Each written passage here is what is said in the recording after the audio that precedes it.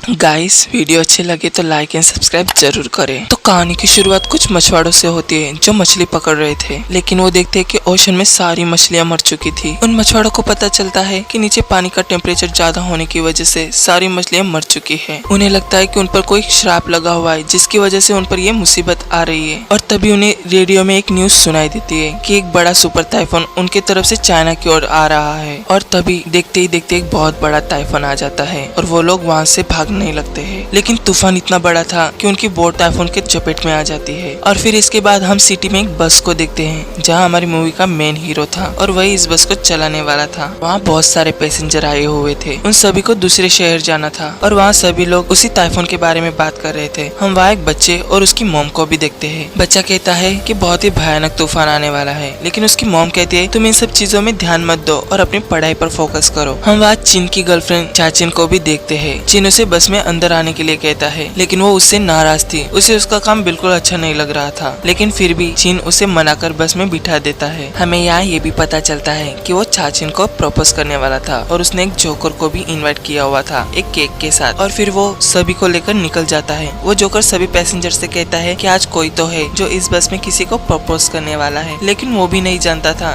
कि ये केक और सबको चिन ने ऑर्डर किया था। और फिर वो जोकर उसे दिए हुए लेटर को पढ़ने लगता है। चाचिन समझ जाती है कि ये जरूर चिन का ही काम होगा। सभी लोगों को वहाँ का माहौल अच्छा लग रहा था और तब सबकी नजर बाहर पड़ती है। वो देखते हैं बहुत बड़ा तूफान उन्हीं की तरफ आ रहा है और सभी लोग डर जाते हैं। सभी लोग कहते हैं जल्दी से बस को भगाओ। बच्चा भी अपनी मॉम से कहता है मैंने कहा था ना तूफान आएगा। तूफान बहुत ही खतरनाक था, लेकिन फिर भी चिन किसी तरह से बस को वहाँ से लेकर निकल जाता है, वो भी एक खाई वाले रास्ते से। लेकिन बैड लक, उनकी बस खाई में गिर जाती है और फिर कुछ देर बाद हम देखते हैं कि सभी लोग बेहोश हो चुके थे। जब चिन की आंखें खुलती है वो देखता है कि उनकी बस एक चट्टान पर अटक चुकी है और फिर सभी लोगों को होश आने लगता है। चिन चाचिन से कहता है तुम बिल्कुल मत डरना, मैं हूँ ना। वहाँ का नजारा देखकर सभी लोग डरने लग जाते हैं। वो सभी से कहता है हिलो मत और अपना अपना बैलेंस बना कर रखो, नहीं तो हम गिर जाएंगे। और उसकी बात सुनकर सब लोग शांत हो जाते हैं। चिन कहता है अभी भी हमारे पास आधा घंटा है और तूफान की चपेट में आने से पहले हमें यहाँ से निकलना होगा। लेकिन ये सुनकर लोग और भी डर जाते हैं और रोने लगते हैं। और तो और वो लोग उसे ही ब्लेम करते हैं। वो कहते हैं तुम्हारी वजह से हम लोग यहाँ पर पहुँचे हैं, तुम्हें बस को ठीक से चलाना चाहिए था। तभी चाचिन सबसे कहती है चुप हो जाओ तुम सब, ये कोई बस ड्राइवर नहीं है बल्कि रेस्क्यू वर्कर है और ये लोगों की जान बचाता है और तुम इसे ही ब्लेम कर रहे हो। अब सिर्फ यही है जो हमारी जान बचा सकता है। और तभी सभी लोग उससे जान बचाने की भीख मांगने लगते हैं। चिन सभी से वेट पूछता है ताकि बस को बैलेंस कर सके। चिन कहता है मैं ऊपर जाकर एक रस्सी की मदद से सबको बाहर निकाल लूंगा, लेकिन बात ये थी कि वहाँ रस्सी किसी के पास नहीं थी। तभी वो मछुआरा कहता है मेरे पास एक जाल है जिससे हम निकल सकते हैं। तभी वहाँ मौजूद बिजनेसमैन कहता है मैं सबसे पहले जाऊंगा, लेकिन यहाँ वो लोग फिर से पहले जाने के लिए लड़ने लगते हैं। मछुआरा कहता है जाल मेरा है तो मैं पहले जाऊंगा। मोटी लड़की कहती है मैं पहले जाऊंगी, अगर मैं मर गई तो मेरे 3 मिलियन फैंस का क्या होगा। वो जोकर भी कहता है पहले मैं जाऊंगा, मुझे तो ये भी नहीं पता कि ये ऑर्डर किसने दिया है और अगर मैं मर गया तो मेरे घर वालों का क्या होगा। ये सब देखकर चाचिन को गुस्सा आता है और वो चाचिन को लेकर वहाँ से निकलने वाली थी। तब सभी लोग चुप हो जाते हैं और फिर चिन ऊपर आ जाता है और चट्टान से लटक जाता है, लेकिन बस गिरने वाली थी। उसे पता चल गया था कि किसी ने अपना वेट गलत बताया है। और तभी वो मोटी कहती है मैंने गलत वजन बताया था और वो उसे डांटने लगते हैं। वो कहती है कि मेरे फैंस को नहीं पता मैं कैसी दिखती हूँ, इसीलिए मैंने गलत वेट बताया। इसके बाद चिन धीरे धीरे करके चट्टान पर चढ़ने की कोशिश करता है। कहीं बार वो तो नीचे भी गिरने वाला था, लेकिन किसी तरह वो अपने आप को बचा लेता है और फिर थोड़ा ऊपर चला जाता है। और तभी उसी वक्त उसकी रिंग नीचे गिर जाती है जिससे वो चाचिन को प्रपोज करने वाला था। अब तो सभी लोगों की बस वही आखिरी उम्मीद था और इसीलिए चिन सबको ख्याल में लेते हुए ऊपर पहुंच जाता है। बच्चा कहता है जल्दी करो, टाइफून जल्दी ही आने वाला है। तभी चिन रस्सी को नीचे फेंकता है, लेकिन रस्सी छोटी थी इसलिए वो लोग वहाँ तक नहीं पहुँच पाते। मछुआरा ऊपर जाता है ताकि वो रस्सी से और भी रस्सी बांध सके, लेकिन वो भी रस्सी तक नहीं पहुँच पाता। चिन कहता है अपना अपना बेल्ट निकाल कर इस रस्सी को बांध दो। बस में से एक आदमी ऊपर जाने से मना कर रहा था, लेकिन उसकी वाइफ के कहने पर उसे ऊपर जाना पड़ता है और फिर वो भी ऊपर आ जाता है, लेकिन कोई फायदा नहीं होता। और फिर बाकी लोगों के कहने पर बिजनेसमैन भी ऊपर जाता है और वो तीनों मिलकर बेल्ट को रस्सी से बांध देते हैं। और फिर वो लोग पहले बच्चे को बचाते हैं और फिर उसकी मॉम को। चिन कहती है तुम लोग सब पहले निकल जाओ और मैं सबके बाद निकलूंगी, मुझे चिन पर भरोसा है, वो मुझे बचा लेगा। और फिर चिन सभी को एक एक करके ऊपर खींच लेता है और फिर बिजनेसमैन कहता है मैं पहले ऊपर जाऊंगा और इसी वजह से उस आदमी और उस मैन के बीच में झगड़ा होने लगता है और देखते ही देखते वो दोनों रस्सी से लटक जाते जाते हैं और फिर उन दोनों को भी बचा लेते हैं। उन दोनों के ऊपर आने की वजह से बस का बैलेंस बिगड़ चुका था, इसलिए चिन नीचे कूद जाता है और चाचिन के पास पहुंच जाता है। वो दोनों वहाँ से निकलने की कोशिश करते हैं, तभी चाचिन नीचे गिरने वाली थी, लेकिन चिन उसे किसी तरह ऊपर ले आता है और कहता है हम दोनों साथ में कूदकर रस्सी को पकड़ेंगे। और फिर वो दोनों साथ में दौड़ते हुए रस्सी को पकड़ लेते हैं और फिर वो लोग उन्हें भी ऊपर खींचने लगते हैं, लेकिन रस्सी टूट जाती है और वो लोग नीचे गिरने ही वाले होते हैं। पर चिन उसे कुछ भी नहीं होने देता और चाचिन को पहले ऊपर चढ़ा देता है और फिर वो भी चढ़ जाता है। इसी तरह सभी लोगों की जान बच जाती है, लेकिन उनकी मुश्किलें अभी भी खत्म नहीं हुई थी, क्योंकि तूफान उनके पास पहुंच चुका था। तब सभी लोग छुपने के लिए जगह ढूंढने लगते हैं, लेकिन उन्हें कोई जगह नहीं मिलती। तभी उस मोटी लड़की को एक केव दिखाई देता है, जो कि आर्मी की छुपने की जगह थी। वो सब लोग उसके अंदर चले जाते हैं और तभी वहाँ अर्थक्वेक आने लगता है, जिसकी वजह से वो केव टूटने लगता है। वो सभी लोग अपनी जान बचाकर अंदर भागने लगते हैं और वो लोग अंदर आधे रास्ते में पहुंच जाते हैं। वो लोग आगे पहुंच पाते इससे पहले आगे से भी रास्ता बंद हो जाता है और पीछे से भी। वो बच्चा भी आगे फंस चुका था, लेकिन सभी लोग मिलकर उसे वापस खींच लेते हैं। अब तो उनके साथ और भी बुरा हुआ था। चिन कहता है कि अब कोई यहाँ से नहीं निकल पाएगा, क्योंकि